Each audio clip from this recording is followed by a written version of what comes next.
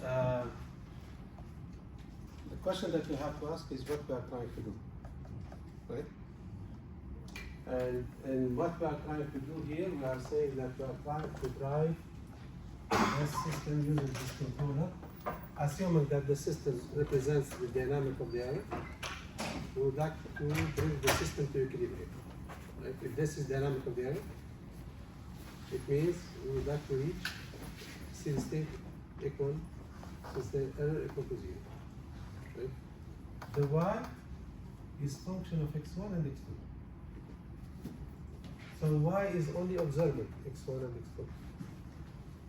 Right? Which means that whatever happens here, you are going to see it in y. So if you are interested in x1, you will put y equal to x1. If you are interested in x2, you put y equal to x2. If you are interested in both, then you have a matrix C 2 by 2 that multiply x1 and x2. If you are having combination x1 plus x2, like the example that I did last time, which is x1 plus u over r, which is the current in the resistance, then you are going to have x1 plus x2 as an output. But y is only observing. So if I put here x1 plus x2, this does not affect what I'm trying to do here in the controller. What I'm trying to do here in the controller is my requirement to have x1 go to x desired and x2 equal to x2 desired. This is the requirement that I have. In this case, I put 0, 0. So now which one I would like to see? Maybe this only x1, which is important for me. Maybe both as 2 outputs, so I'll have the system like this. This is u, but what I get here is x1 and x2. So in this case, I will have matrix C 1 0 0 1 multiplied by x1 and x2. This is one. Did I answer your question? Maybe your question is different than this. This is something that you answer. Yes, it's a little bit still confusing. If you draw a block diagram for the system like this one. This one. Yes, So and I then have x1. Yeah, this is the initial. I have x2. Here it says x2 prime is equal to u, so I have u here. Got it? Yes. This is an integral. Let's say this is x2. X2. And so this is x2 prime, and x2 prime is equal to u. U. Alright? And then we have x1 prime. x1 prime is here. X1 prime, so this is not x2 here. So what we will have to do here, like this is x1 prime. So x1 prime is equal to x2, that is coming to this here, plus x1 squared minus x1 cubed. Like this, right? Yes. So the y, I could be observing here. I could have C only here. So I'm observing only y. This is my y. Like in practical application, we'll be more concerning with the y and u because we have the Now, output. if you look from input-output relationship, only y and u. At that time, you need to define what is your y. But we are not looking at it from input-output point of view. We are looking at it from state space, which is an internal model point of view. So my interest is to look to x1 and look to x2 and see what is happening with both. Okay, So when we did it here, Okay. So we have nothing to do with the y. Just this we'll use it as an observer. as an observer, just observing what you want. Y could be equal to x1. Of course, if I have y equal to y desired, this is my objective.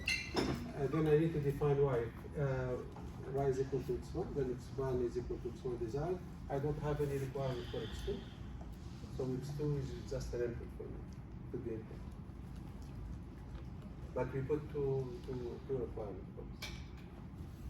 Oh, Does it make sense? yeah. Good? So, Yeah, for example, if you are looking to your car, if you drive the way I see you driving, I did not say driving, but if you drive the way I see you driving, your y will be only the speed. Right?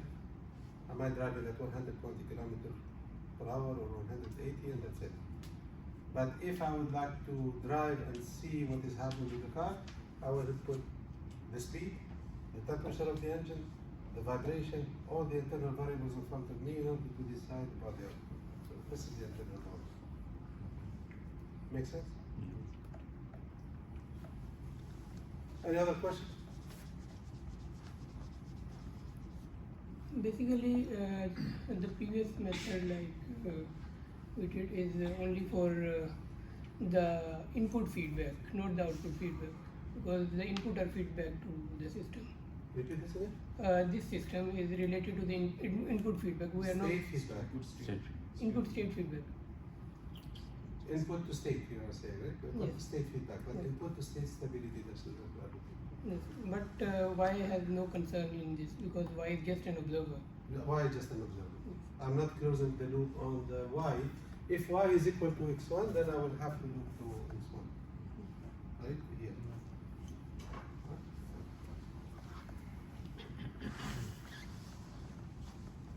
Any other question?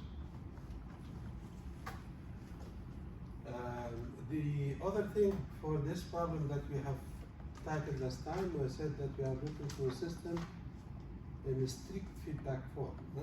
Strict feedback form means you have a form in x1 here, but x2 appears linear. Then if you go to x2 prime, you will have something as function of x1, x2, the one above, plus x2. Nothing from the state that are coming later. So this is strict feedback system, and it appears linear in general in the states. Can you transform the system always in this? Sometimes yes, sometimes no. It's a special structure system, but we can convert some system to this one. For example, if I take a linear system, I convert it to canonical form, then I will have x1 prime equal to x2, x2 prime is equal to x3, x3 prime equal to x4. So this will give me a system in strict feedback form. So I can use the state to stabilize each one of the states. Everybody agrees with that? And you have seen a linear system that you can find a transformation that will give you the canonical form. Yeah. So I can assume that if I have a system, I may find a transformation that will bring it to a strict feedback form. But not every system can be composed to this. And we are talking about non-linear, not linear. Linear is only here. Make sense? Any other question?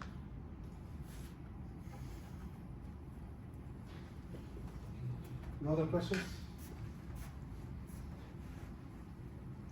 Right. Okay, up to now, all what we did is look into a system where, in general, their application is not a robust control. So we are assuming that the structure of the system is fully known. Right? When I say the system is in strict feedback form, means that the structure is well known to me. Right? If I say that the system is changing, but the changing of this parameter is slower than the change of the system, I have knowledge of these parameters. But sometimes we don't have this knowledge. Okay, so we have either a change of structure or we have a change of parameters, and therefore we need to look to robust control. For example, a system can behave as a first-order system in a particular range of input, but as soon as you get out of this range, the system changes behavior. Right? So we are going to say that depending on the operation of the system may respond differently in different ranges, and we don't know how it's going to respond. It could be for a linear system or adaptive. Example, if I take an electric motor and I use it in the normal way, electric motor are always represented by a first order system. Right? We look only to the mechanical inertia. Electrical inertia, we are going to say it's very fast. It dies very quickly. So mechanical inertia, the system is in reality first order, but in practice it's in reality is second order, but in practice it's almost first order. Everybody is okay with this? Now, if you take this system and you try to use, for example, sine wave input, so you put a voltage that is changing with frequency, and you ask yourself, I need to identify the dynamic of the system. So this, since it's a first order, I'm expecting to see, if I put the frequency domain, something like this. First order system with the frequency that will have this behavior. Right? This is body diagram. So phase and amplitude. So if you take any electrical system and you put a step, you will find it almost a first order system. And you can have a good approximation of its time constant. If you try to construct the body diagram for this system, you will find that the system will have this kind of shape. So there are poles and zeros that will appear in the system that were not there before. And they are not related to mechanical system. They are related to the flux that is created inside the coils that you have there, right? So the system can have a different structure depending on the frequency where we are going. We call them apparent, or something that is not really there, but it appears that there is a pole or there is zero. Here there is a, for example, at this level there is a zero, then there is a pole, then there is another zero, then there is a pole to push it down. So these poles and zero were not in my dynamic. They are not mechanical, they are not electrical, but they appear due to the fact that I'm changing the flux current that is inside the electrical engine. So it depends upon the energy. It depends on the frequency of change and the magnetic field that is created there. You know the electric system are all coils and magnetic field. Huh? Yes. So depending on the loss of flux that you are going to have there, depending on the induction of current, there is a non-linear phenomena that appears at a certain frequency, and we cannot model that again. Many systems are like this, right? So when you look to a sliding mode system, sliding mode is part of what we call robust control systems, right? So we'll see here. So we are looking to systems that are either have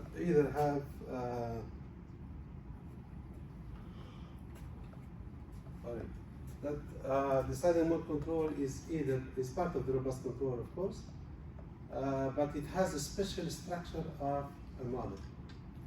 Okay, we cannot apply sliding mode control to any system. Right?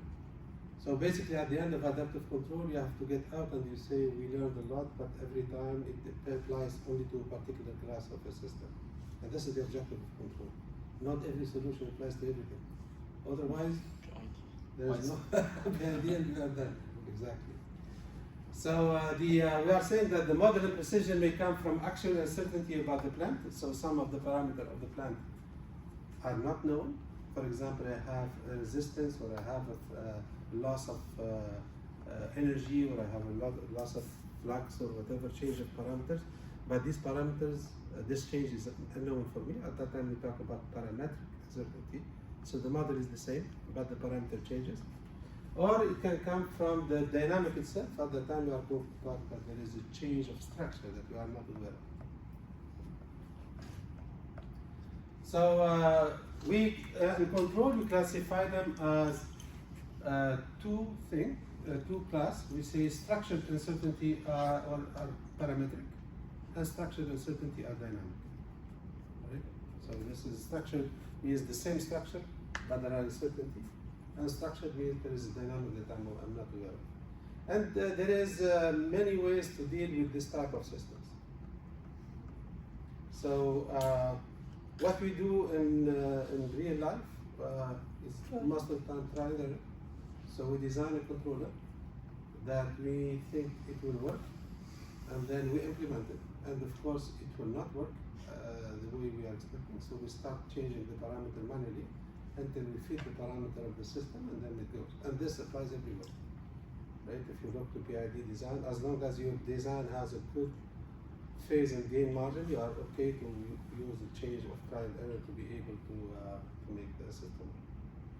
Adaptive control, we are looking to a particular change of parameters or estimation of dynamics. So it means that we know at least the particular structure of the system, of the dynamic of the system. Even if I use neural network, for example, I say there is a part of the system that I don't know. I'm going to use neural network to estimate it and put it part of my estimation. But the neural network assume activation functions that are known. What is unknown are the parameter, which is the weights of each one of these structures. So I convert some unknown dynamic to a change of parameter at the end, which is the parameter of the neural network. Robust control is the main controller that can look to this kind of systems, but the problem of robust control, which is a negative point compared to adaptive, is that it assumes the worst case scenario. And I'm going to do sliding mode control with you exactly with the same philosophy. Right? We are going to assume the worst case. And when I assume the worst case, it means that my system is not efficient. It does the work, but it's not efficient. So I lose efficiency at the time. All right, so from the robust control, we are going to use a sliding mode control, which is part of this. There are many ways to do robust control. Right? So there are many types of methods. One of them is sliding mode control and the Lyapunov redesign. Lyapunov redesign is in your book. So basically, it's related to passivity type of design, but using Lyapunov. So we look to the system and we say, how can I use Lyapunov theory to increase damping in the system, or increase the passivity of the system, right? So you find the controller that does this for you. Our objective is to use a sliding mode control, and we would like to combine sliding mode control with adaptive control, but not gain scheduling. Adaptive control with dynamics, right? Dynamic adaptation. So what we are trying to do, we are going to say, let's assume that we have uncertainty in parameter, uncertainty in structure. How can I take advantage of the sliding mode control and reduce the performance or improve the performance of the sliding mode control? Make it more realistic, more performant rather than worst case scenario. But the sliding mode control cannot be applied anywhere. It applied only with systems that have what we call here the matching conditions. And the matching condition is something that we have seen before. And we talked about loosely when we saw feedback linearization. We said if we want to use feedback linearization, then the nonlinear part has to appear at the level of the control, right? So in order to use feedback linearization, I need to have the nonlinearity at the level of the control. Otherwise, I need to either change a variable or look to the output, make derivatives, and see until the control appears with the nonlinearity. Remember that, right? So this is the matching condition. So the matching conditions here, it says all the uncertain terms of the system appear at the level of the control. Physically, what it means? It means that you are always able to find a controller that can reproduce the same effect of the uncertainty. Right?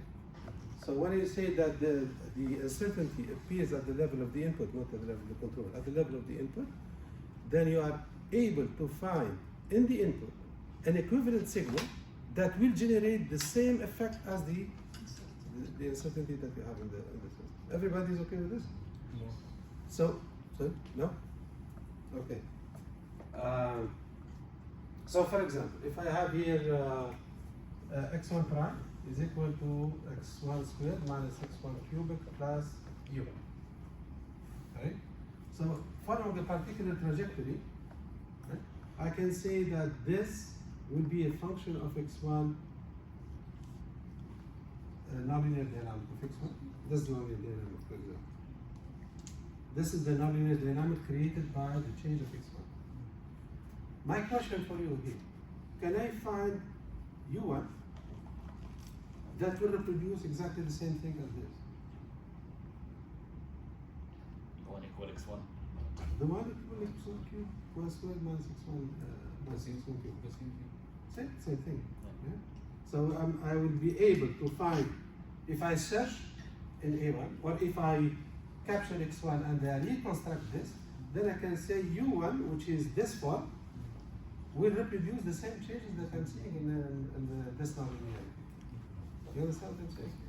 So basically, we are saying that the nonlinearity is in the image of the input. The input can find something like this. Or if I come here and I say, this is my target, and I have a system like this. This is my input and this is my disturbance.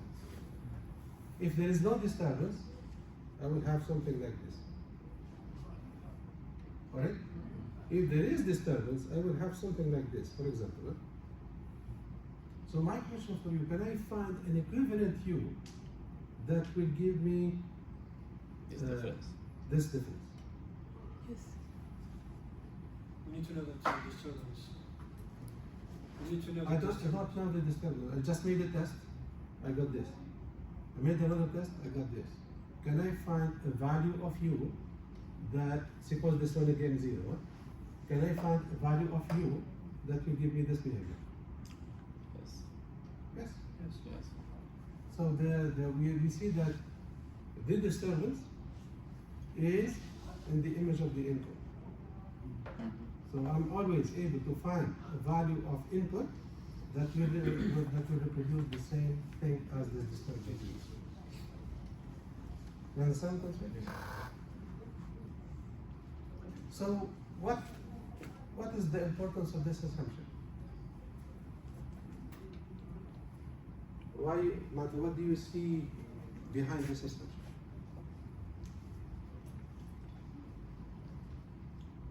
Even You can make it design. compensate. We can design a controller that will take care of this disturbance or this assumption. Everybody's okay with this? Because the input is coming out of your controllers. So if you are able to find U that will reproduce the same thing as the uncertainty that you have, then you can find the controller that generates for you this input, and then you can cancel this. Okay? Is it the same case? Is it the same case if you have the disturbance on the output? It depends on the system.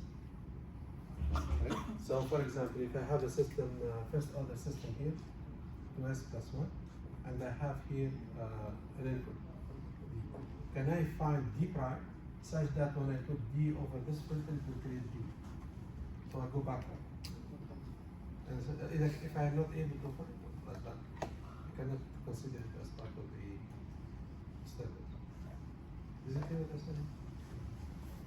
So natural condition is like uncertain terms appear at the control input or at our reference input? At our control input. It appears at the same level as your input, U, which is the output of your controller. Okay. So mathematically it's in the same equation. Yeah. If this disturbance is changing rapidly, Yeah. then I think we can design this control. It depends. If I go to sliding mode control, I will say this disturbance changes rapidly, like wind, for example. Changes rapidly with different values that I don't know. But it will never exceed 150 knots. So I will design a controller assuming that my speed is 150 knots. And it will take care of this. It will be the worst case scenario. Or I can say the wind is changing very fast, but I can remodel it. I can find the database system, neural network, whatever, that can be a good estimator of this wind. Then I will apply that. Make sense?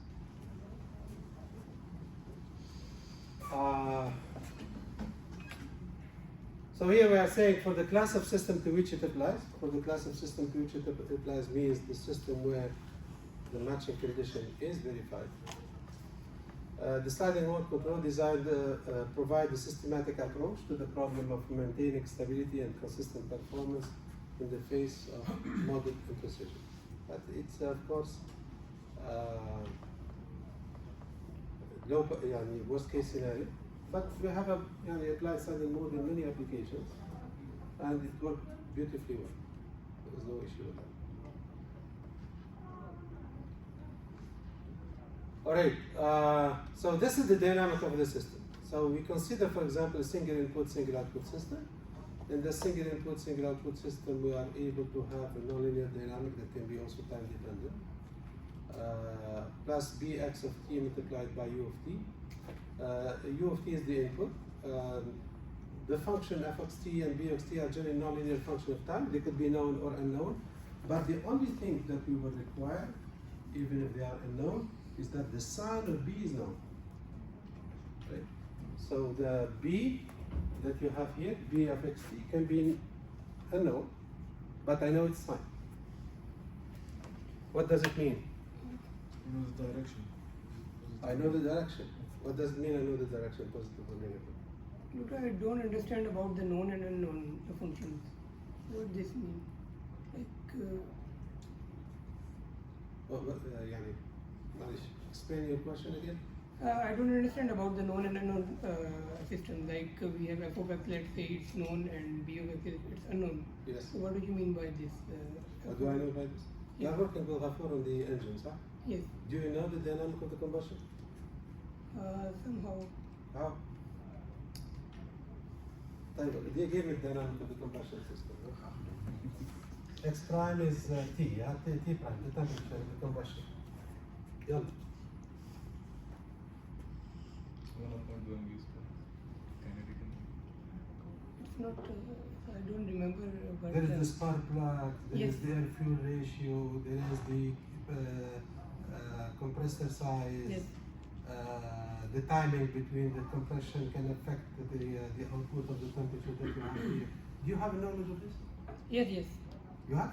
Yes, No, I don't. I- So if I try to model it, I will not be able. For example, if I take a spark plugs and I say that the spark plugs is firing Yes. at each time point, and there is a small dirt in this spark plugs, Yes. the firing will be different. Yes.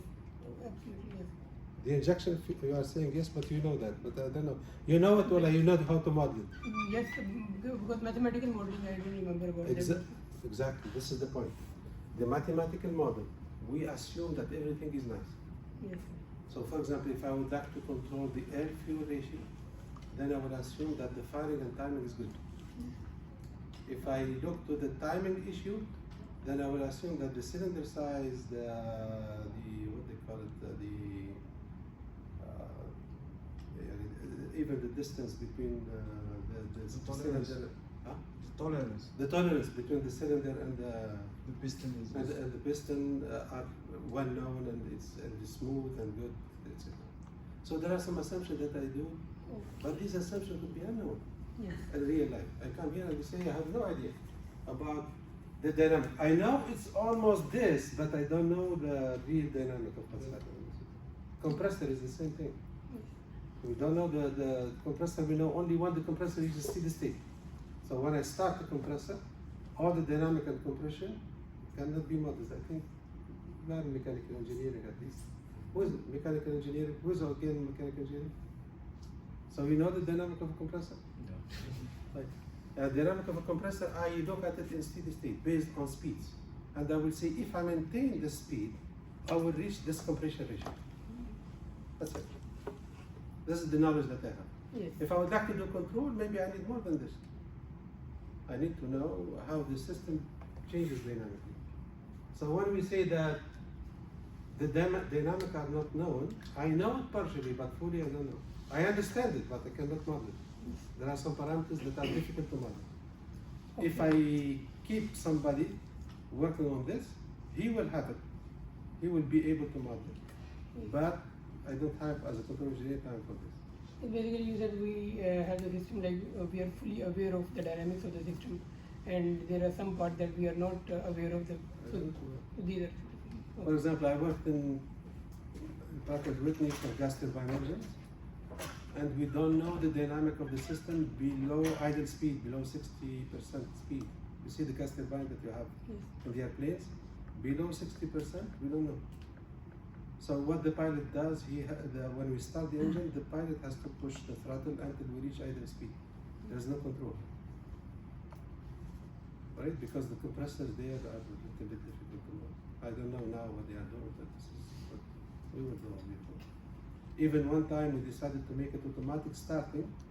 We took the same line curve of the pilot. When the pilot pushes the throttle, we can see the fuel, how the fuel is changing. The pilot, by the way, when he changes the throttle, he goes step by step. So he push, he wait, and he push, and he wait, and he push, and so you see steps change, not ramp, not like this directly. Below 60%. Once after 60%, he wants to take off, then he push it in linear manner, because the engine will respond to changes. Does it make sense? Yes. But here we require that B of T is known, and your friend is saying we know it's positive or negative. So basically, positive or negative means what? The The direction of the control. The direction of the controller, Ahsan. So you know that the system is directly active or reverse active. And this is what you need to know. Reverse active, for example, it's like your shower. You put water, cold water, the temperature goes down. You understand what I'm saying? So this is reverse acting. You step the input, the output goes down. So we need to know the negative sign is going down. This is not going down means there is a negative sign. So we need to know if it's positive or negative. And as I told you right now, it's easy to know that. It's just you have to step the system and see the dynamic. So you take your physical system, you would like to know what's the sign of P of T. You just step the input and see if you step up and the output goes up, it means B is positive. If you step up but the output goes down, then the B is negative. So it's not a restricting assumption. Does it make sense? I have a question. Yes, please. B depends on x of t. Yeah. It can be variable. It can have different can be. signs dependent of the x. That's right. In general, this is the general form. But in our case, we are not going to use B of t. We are going to focus on time invariant systems. Alright, so we are not going to use time invariant system because time invariant systems, the way we work with them usually is that we have to define a function, we call them the K-class function, to bound the Lyapunov function rather than finding the Lyapunov negative. We find the function that bounds the derivative of the Lyapunov function. This is another story. Okay, maybe non-linear for those who did not take it in this. So what is needed for this? We need to define what we call here a manifold or a sliding surface for the system. So the idea is the following. It says, I want to go to equilibrium. This is the equilibrium, which means that I'm already looking to the error, which is the difference between what I want and what I desire. So I'm looking to the error there. So I want to go in, but when I look to myself, I'm here. Right? So I say to myself, if I come and create a pipe like this, a pipe, and I bring this surface to this this value or this trajectory to this pipe, and I will not leave it, and I will force it to go to zero, it will be, I will reach my equilibrium point. Everybody's okay with this? So this pipe, we call it manifold. And so I restrict the state within a particular tunnel, and I bring the state from wherever it is to my equilibrium following the state. طبعا it's a virtual pipe, so if you start here, maybe you can access the pipe here. You don't have to go like this. So there are some trajectory that brings you to this manifold. It's a virtual manifold. You can enter at any time. But you try when you enter that you don't leave, because you will force a dynamic within this manifold to bring you to the equilibrium point. So the idea is really beautiful because it says rather than looking to the whole space, try to look to a subspace, a manifold. In our case, for the second order system, it will be just a line. If we go higher degree, it will be surfaces, right? And then bring the system to these subspace and try to move along these subspace. This will give you a way to reach it. Is it clear what I said here? Right. So we define what we call here the sliding surface. This is the way we define it here. The way it's defined, we look to the derivative of the desired state, desired error, the error in the system, plus lambda. So it's like a first order system here. Right? First order system. And this first order system is to the power n, depending on the degree of the sliding mode that you want. Degree 1, degree 2, or degree 3, or whatever. Alright? It depends also on the size of the system. If the degree of the system is degree 2, then n will be equal to 2. If the degree of the system is 3, then the degree of n will be 3, etc. This equation represents an operator, right? So this ddt is an operator. Right? So if I take it, for example, to the degree We'll come back to this. If I take it to degree 1, it will give me this equation. If I take it to the degree 3, then this is a polynomial of degree 3. So it will be this to the degree 3 plus 3 squared of this multiplied by lambda plus 3 times this plus lambda cubed. So I can develop like this. Each one of them, oops, they have to be away from this. Each one of them, it's an operator on extend. So this to the power 3 becomes the derivative of order 3 of this thing, of the error. Everybody is okay with this? There is no power 3. There is no? The power 3. Yeah, it should be. The Q is gonna be power 3. There's no power 3, yes. This is redundant, yes, thank you. All right, so what is the meaning of this equation? This is how it looks like. So basically what you are saying is that I can look to the error in states, and this surface represents a filtered version of the states. So if I take the surface of the manifold and I pass it through this first order filter as many times as I have here in N, then I will be able to arrive to the error that I have here. Right?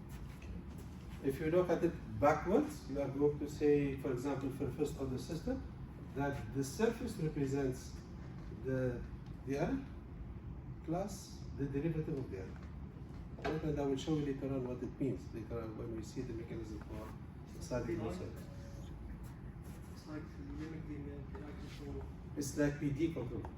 PD control. PD control, proportional derivative control. So we add the derivative of the error. By the way, this I mentioned just one of your colleagues just a few moments ago. In many applications of adaptive control, we transform the error to the derivative of the error. Derivative of the error plus lambda. So the same concept, even we are not using sliding mode, but we convert it to this structure because this structure is robust. Right? It helps me control the fluctuation that we have at the error. All right. So what would be the sliding mode idea? The sliding mode, I need to bring my states to the manifold, and I need, when I arrive to the manifold, never leave it.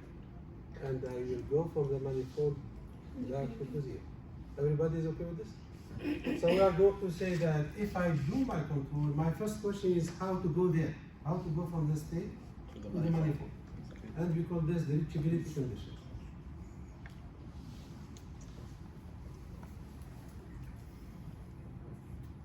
So basically how can I reach from any state? How can I reach this manifold? If the system is controllable, that means we can take any state to anywhere in the space, right? So reachability it just have like of condition that we can't go to each space, but we can go to a specific place in the space. I'm not. You are talking about the reachability of the state of the Yes. surface. Yeah, we are going to assume that we are able. There is no holes. For example, there is no lake here of water and I cannot pass. Right? The whole space here where the trajectory can go can bring me to this surface. So the surface is reachable. Yes. Right? Yeah. On which basis I decide the characteristics of this manifold? Manifold, I did not talk about the characteristic of the manifold yet. We talked about the equation that governs the manifold. For us, what we are going to use is this, d dt plus lambda multiplied by extend. This is what defines the relationship between extend and the manifold, which is the equation of the manifold. This is the question. What I was thinking about here, we decide the trajectory up depending on the angle. The angle? The angle of inclination of this manifold, for example. The angle of inclination of this manifold is lambda. Right, so if you look at the lambda and two states, this is your slope. Right? So this is a good point. I did not mention what lambda means. for us lambda means a pole, صح? If I look Exponential. firstly here, it looks to pole there, 1 over p plus lambda. So lambda is the pole of the first order system. So a pole means time constant. So if somebody will look at this, I will tell him lambda, 1 over lambda represents the time constant that S will take to go to 0. Right? So in this case, 1 over lambda, the more I increase lambda, the faster the system will receive. Make sense? How many of you have seen sliding mode before? Okay, if I see anything that is wrong, please correct me. Don't be shy. So. Tell me what you are saying is bullshit. Anything else you would like to know about this? Clear? طيب.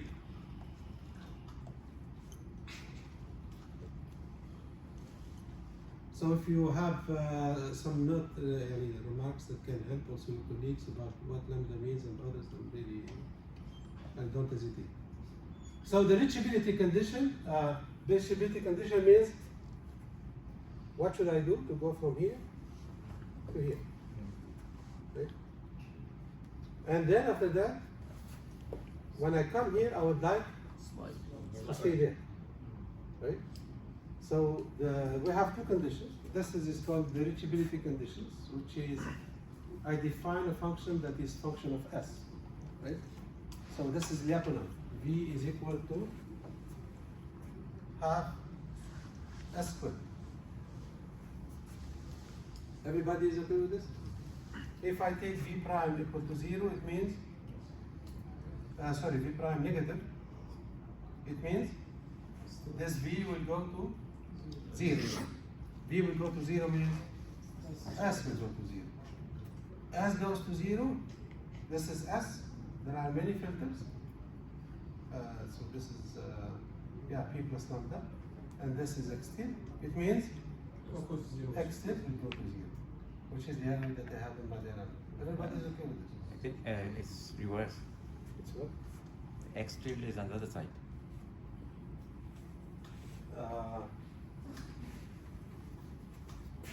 This is S. This is X tilde. With the previous equation Previous equation, you have S. is equal to If assume that n is equal to 2, n equal to 2, you have S This will- is equal to X tilde plus lambda X. So if you take Laplace transform of this, it will be S plus lambda times X tilde. So if you take 1 over S plus 1, it will come here.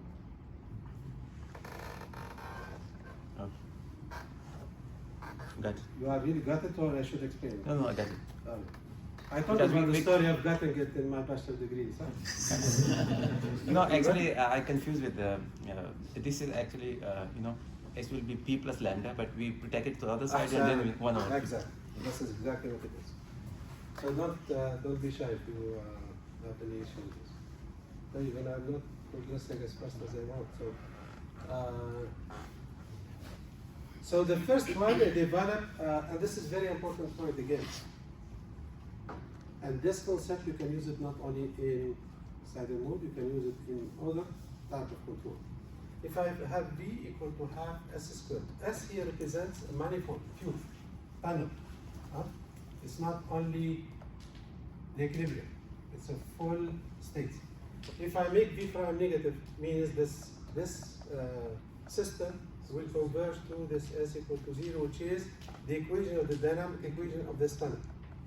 Right? So basically what I'm trying to use Lyapunov here to go from one state to an attractive subspace.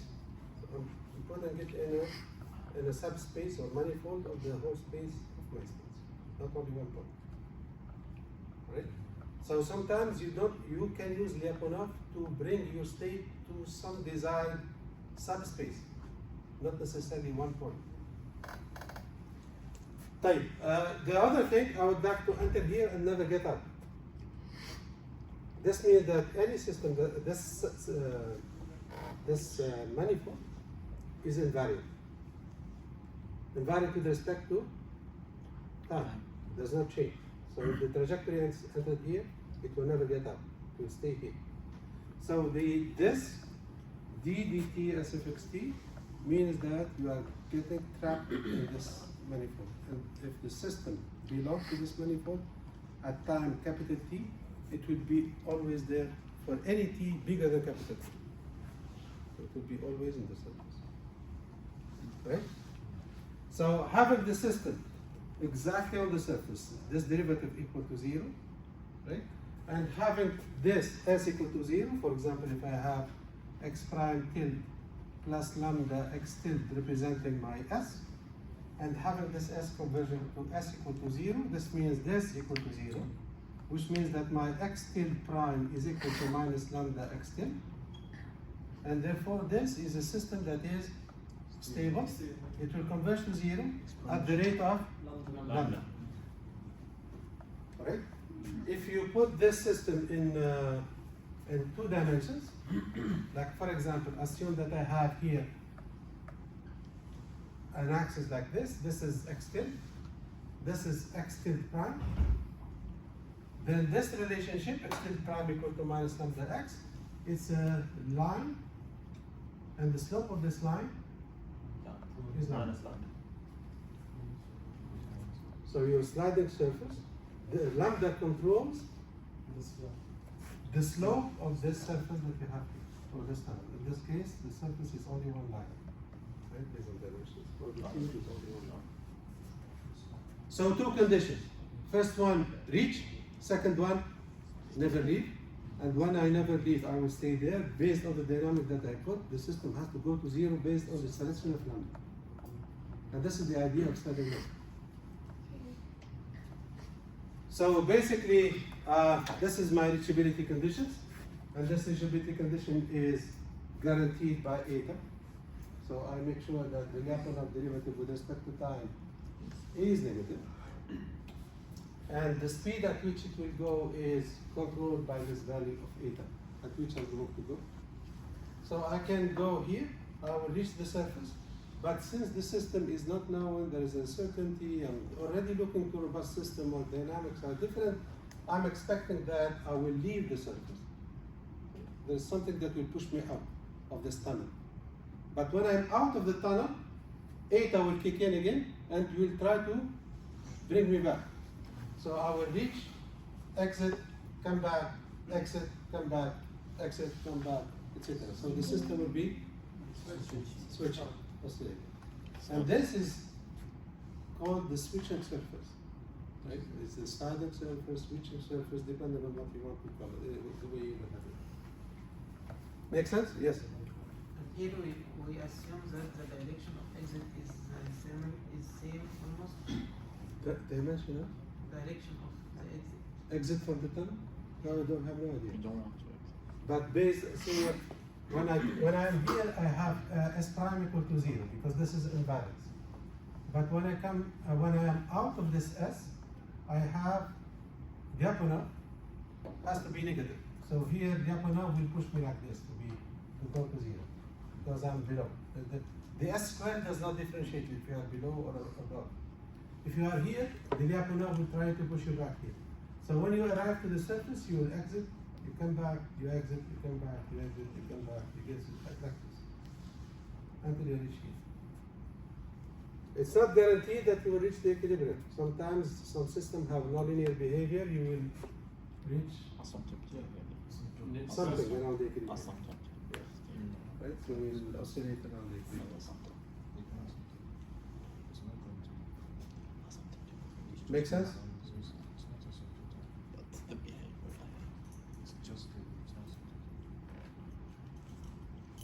So how we are going to work with this? Of course, now we are trying to make it stepwise, making sense, right? So it's a procedure. So we are going to say, let me first assume that I am in the sliding surface. I'm already in the tunnel. What will be the control that I'm going to put on the system to keep me there? Is it clear what I said? Yeah. So this is the first step. So I look to my system and I say, based on the dynamic that I put, based on the sliding surface that I selected, the equation, the control that will keep me there is this control. And we we usually say that's the equivalent controller. Even we put a notation U underscore equivalent, U EQ. So this is the equivalent controller. This is the controller that if everything is ideal and I am within the tunnel, it will keep me there. Right? This is the first step.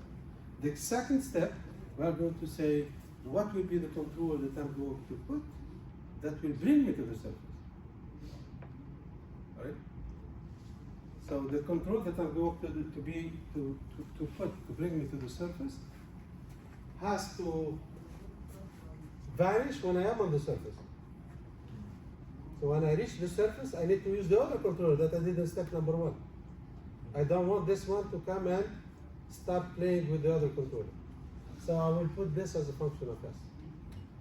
Okay. So any control that you can put it here, it will be valid. The controller that we consider robust is K times the sign of the function, sign of S. So when S is 0, it disappears. When S is positive, it gives me positive, it gives me negative forces. When S is negative, it gives me positive, negative forces. Okay, to bring me back to the tunnel. So the control has 2 components. One component that will look to how I reach, and another component that will look to how I can stay. And then the control that I'm going to use is sine of K multiplied sine of S or whatever, or eta times sine of S, in order to bring me to the. Right?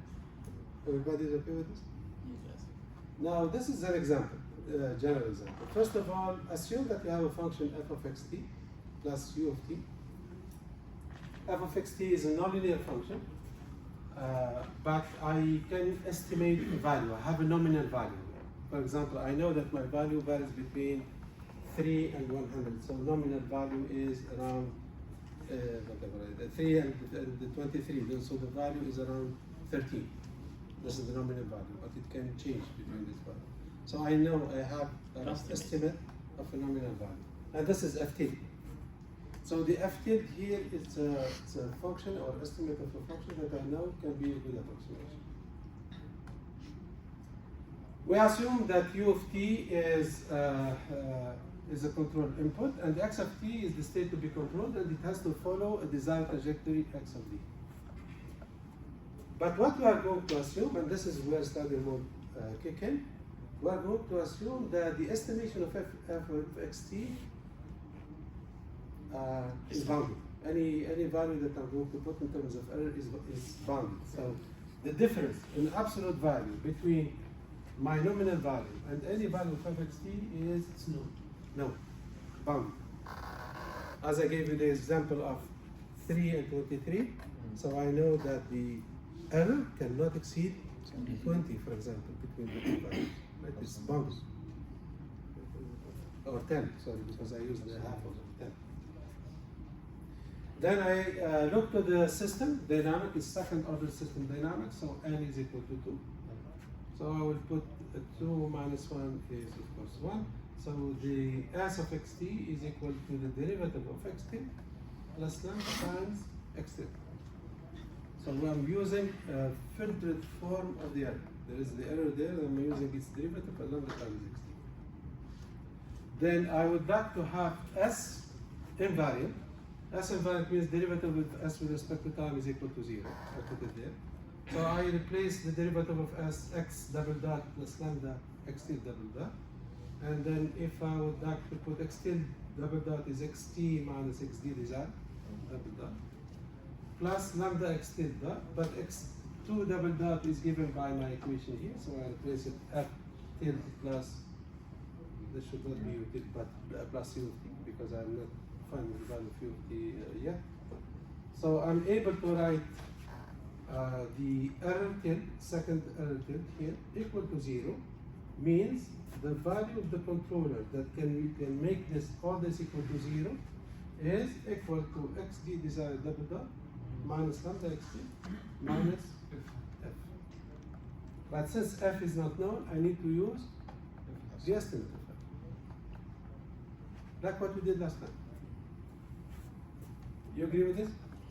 So what will be the desired trajectory, like when it goes from to the reachability, or it will be stay within the tunnel? I don't know. It depends on your application. Your desired. In all my discussion that I put here, I assume that I will go to zero because I'm looking to the error extent.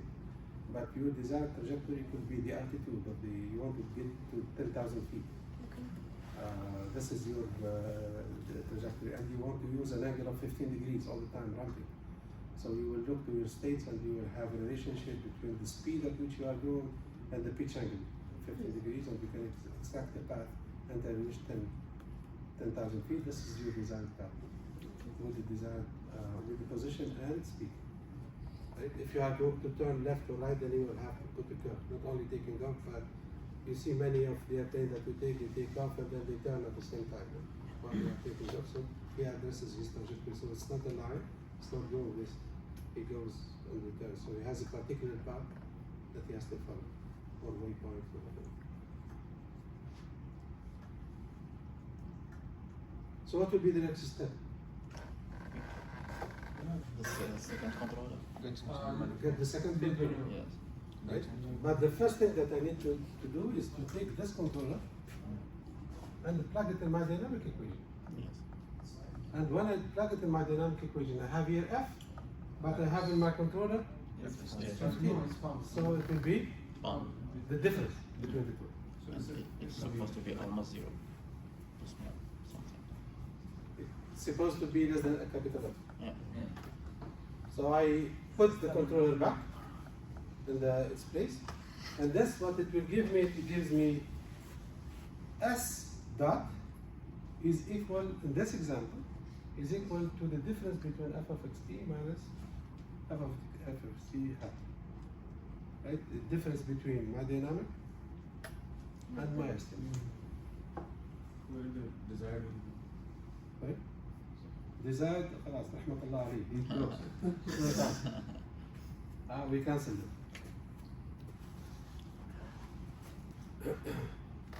Why we cancelled it? We didn't. We have XD here in the controller, double dot, and then when we go here, we add to have XT double dot, we add minus plus. To be complete. It will cancel each other.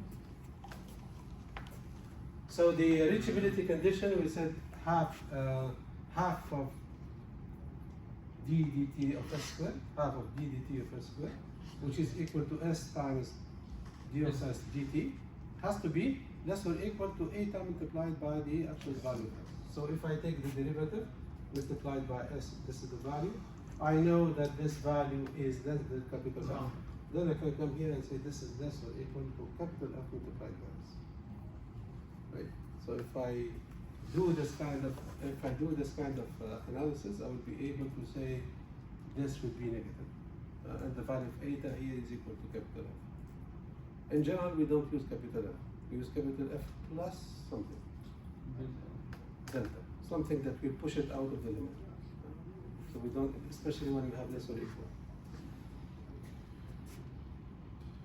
All right.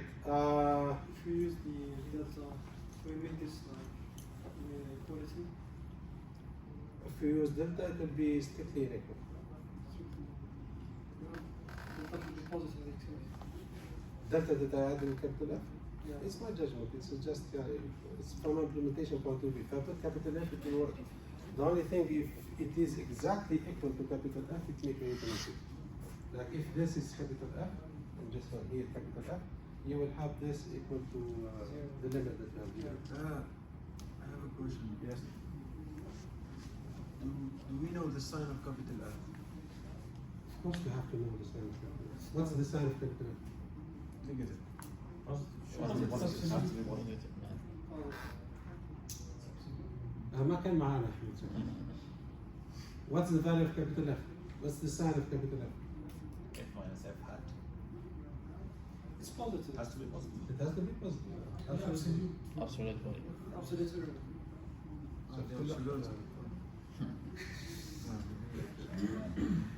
طيب, okay.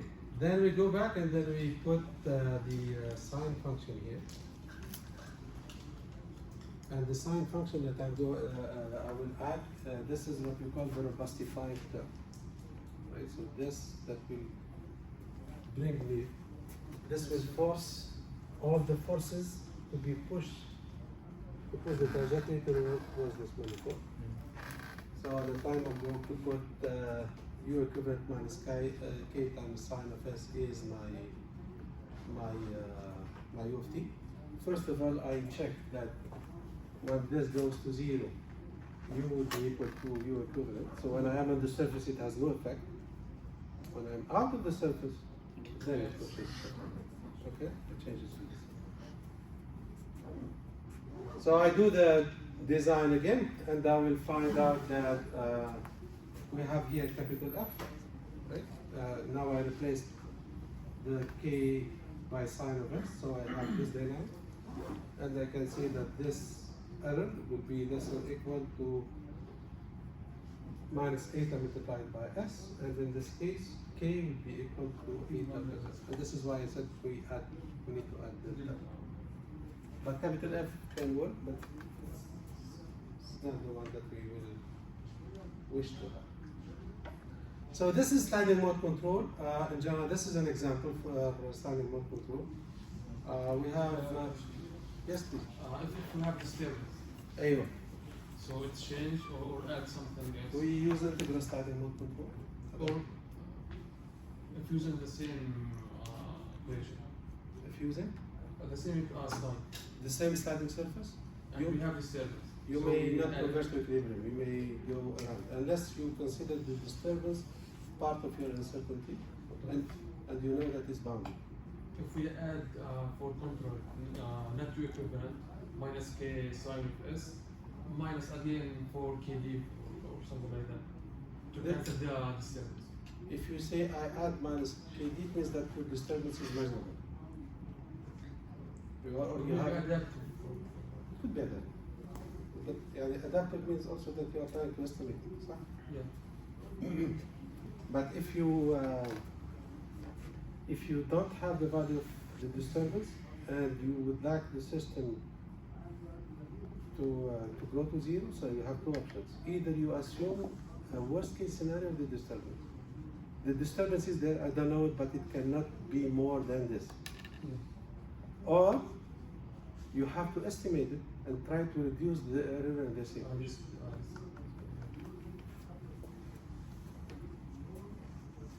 Like, this is an example. Rather than saying f of xt or saying something else, this is how it looks like.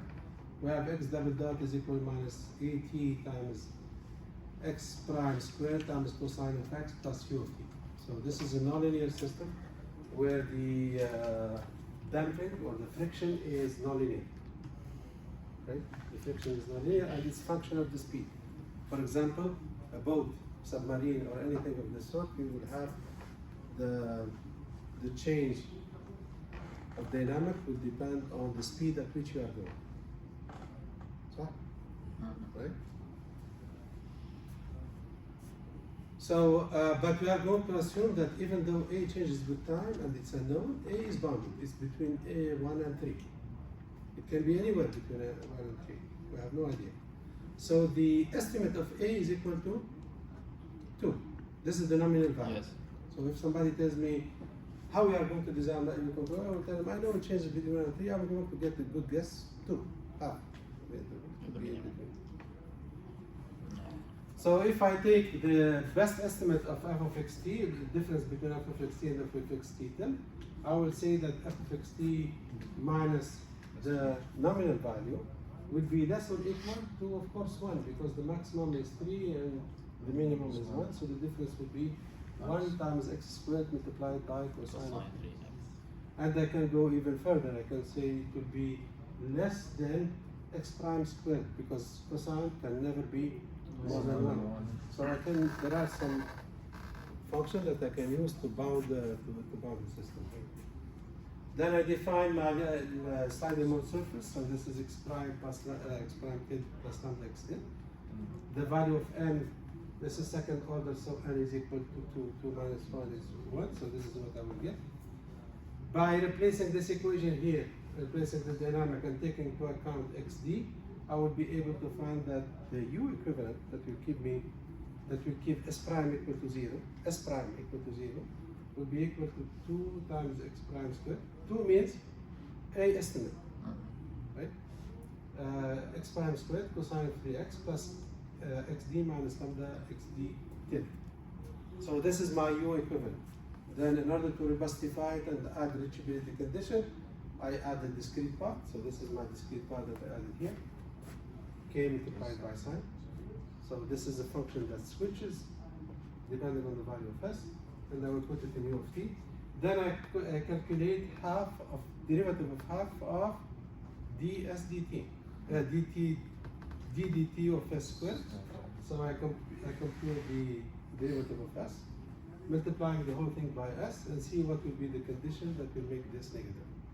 And in this case, I will be able to find K will be equal to F plus 3. 3 is your limit that you have there. Okay. Alright? Your limit that you have there in the system. Alright. Of course, there are many ways to. You will see this probably in nonlinear system, but what I'm trying to show you here is what happens when you are on the surface. So when you are on the surface, we set S is equal to 0 when we are trying to reach the equilibrium. So I'm going to go with the speed of A1. So the selection of lambda that we are going to do will converge how fast we are going to slide. Okay, there are other things that we can look at. The oscillation, we understand what it is. There is a chattering that will happen along the surface. There's one thing that this is the integral sliding mode that I was talking about. Let me have a disturbance. I want to close the sliding mode so we can do it adaptive next time. So there are bandwidth that we are going to look at, but one thing that is important for us is first of all how to reduce the oscillations. Usually the sign of function is minus 1, right? There's a jump. It has to be defined as 0. Sine function usually is not defined as 0, but you need to define it as 0 because you want to make sure that you stay there at the surface when you arrive there. So you can replace it by SAT or the other function that will help you and full of electricity today. Okay. The other thing we can, there is some kind of analysis that you need to do. You don't have to know this. You will see it differently later. But what I would like to mention is the case of multivariable systems. So if you have a multivariable system, this will be the one that I will use. You will have not lines, but surfaces. So the system is more than second order, you will start moving on surfaces of the system. So if I would like to reach equilibrium, then I will have to go from my position to surface number 1. When I arrive to surface number 1, I will slide on it until I get the intersection of surface number 1 with surface number 2. Then I slide to the intersection until I get the other intersection of surface number 3. And I will go from the intersection to intersection until I will get to equilibrium. Right? So this is a multivariable case. Any question about what I did with you here? Alright, so this is sliding mode. What we would like to do is adaptive sliding mode. So neuroadaptive sliding mode is using neural network. Adaptive robust controller is we are going to do it using sliding mode and adaptive. And this will be in the case where we have uncertainties. We want the system to be robust, but we also would like the system to estimate certain parameters, changing parameters, in order to get better efficiency in terms of control. So what I will do with you next time, I will start with an exercise that will show you how to implement sliding mode. So we'll do it again together, and then we convert it to adaptive, like what we did before. What I did is clear? Any question?